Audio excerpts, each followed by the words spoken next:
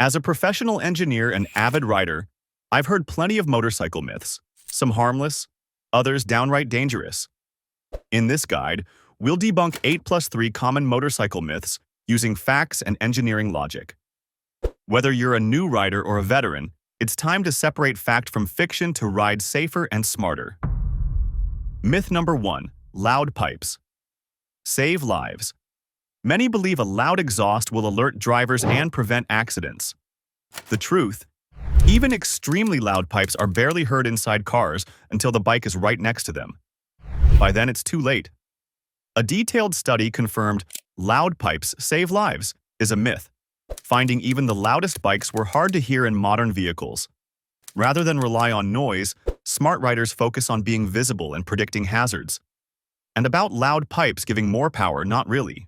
A less restrictive pipe might add a hair of peak horsepower, but often at the cost of mid-range torque if the engine isn't tuned for it. Overall, loud pipes mostly add noise. They won't magically make you safer or faster. Number 2, only use the rear brake. Some riders are told the front brake is dangerous, so they favor the rear brake. Let's bust that. Around 70% of your stopping power comes from the front brake. When you brake, weight shifts forward, giving the front tire much more grip while the rear gets light and can skid easily.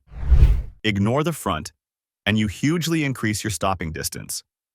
The shortest, safest stops use both brakes. And no, using the front brake correctly will not flip your bikes designed for it. The engineering truth. The front brake is your primary stopper. Learn to use it smoothly instead of fearing it. Number 3, I laid it down to avoid a crash. This myth claims intentionally dropping your bike can prevent a worse crash. In reality, laying it down is just crashing on purpose. You're almost always better off staying upright and braking or swerving. Every bit of braking on the wheels reduces your speed and gives you a chance to avoid or lessen a collision. If you drop the bike, you lose all control and often make things worse. Safety instructors emphasize maintaining control and using your brakes, not abandoning the bike. The "had to lay it down" tale comes from a bygone era of weaker brakes. Today's motorcycles have excellent brakes and tires. Don't ever purposely lay it down. Use that time and distance to slow or steer away instead. Number 4. Lane splitting is lunatic behavior. A motorcyclist filtering forward between cars. Studies show lane splitting, when done prudently, isn't as dangerous as many think. A lot of people assume lane splitting is reckless and crazy. However, research shows lane splitting can be done safely under the right conditions. A UC Berkeley study found that responsible lane splitting reduces the risk of being rear-ended and did not increase crash rates for the motorcyclist doing it. By filtering forward, you also spend less time sitting in stop-and-go traffic as a target. Of course, it's crucial to do it carefully and only where legal. But the blanket idea that lane splitting is suicide is a myth. When executed with care, lane splitting is a useful technique that leverages a bike's agility without undue risk. Number 5. Car tires are fine on a bike. Some riders attempt to use car tires on bikes, an ill-advised experiment. A few riders try mounting a car tire on the rear wheel of their motorcycle to get longer tire life. Just because it fits the rim doesn't mean it works. The Motorcycle Industry Council warns, never mount a passenger car tire on a motorcycle rim. The flat profile of a car tire is incompatible with the dynamics of a vehicle that leans. In plain terms, motorcycles need rounded tire profiles to corner properly. A car tire's flat tread won't maintain a proper contact patch when you lean, making the bike handle unpredictably. An engineer's bottom line: your bike's handling and safety depend on motorcycle-specific tires. A car tire might last longer, but it will seriously compromise stability and grip. Number 6. Always warm up your engine for minutes. You might see riders start their bike and let it idle for 5 to 10 minutes to warm up. The truth is, modern engines don't need long idling, and excessive idling can even be harmful. It's enough to idle for about 30 seconds to a minute on a cold start just to get the oil moving. After that, riding gently will bring the engine up to temperature more effectively. In fact, prolonged idling when cold can cause incomplete combustion that washes oil off cylinder walls and dilutes your oil. Not good for engine health.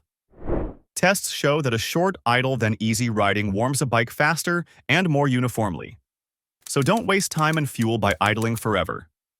Give it a brief warm-up, then ease into your ride. Your engine will thank you. Number 7. Higher octane fuel equals more power. Many riders assume using premium fuel will boost their bike's speed or smoothness, but that's a myth.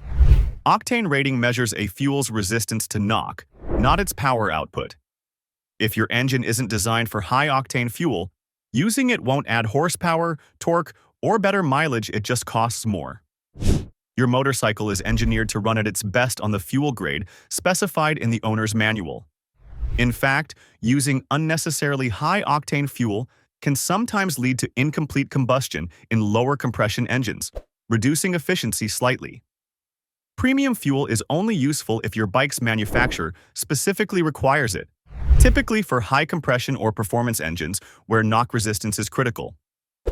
For the vast majority of motorcycles, regular or mid-grade fuel works perfectly.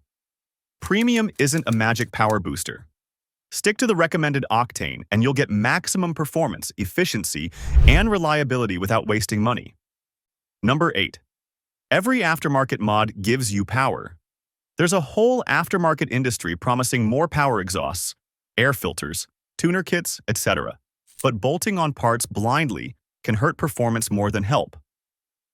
Often a bike will run worse after an ill-considered upgrade if it's not tuned properly. For example, installing a racing exhaust without adjusting the fuel map can make the engine run too lean. In fact, mechanics say many bikes that run poorly are fixed by simply removing such mods and reverting to stock. This isn't to say you can't improve your bike, but it must be done as a coordinated package. Don't believe the myth that each add-on automatically adds power without proper tuning. You might just be making your bike louder or less reliable, not faster. Number 9. Countersteering is overhyped. Some riders insist they don't countersteer and that they just lean, suggesting countersteering is a myth. In reality, countersteering is absolutely real and the only way a motorcycle turns at speed. When you want to turn right, you briefly push the right handlebar forward. This tiny push causes the bike to lean right, initiating the turn. It might feel backward, but it's how motorcycle physics works. At speeds above about 10 to 15 miles per hour, leaning alone won't make the bike turn. Handlebar input is what tips the bike into the curve.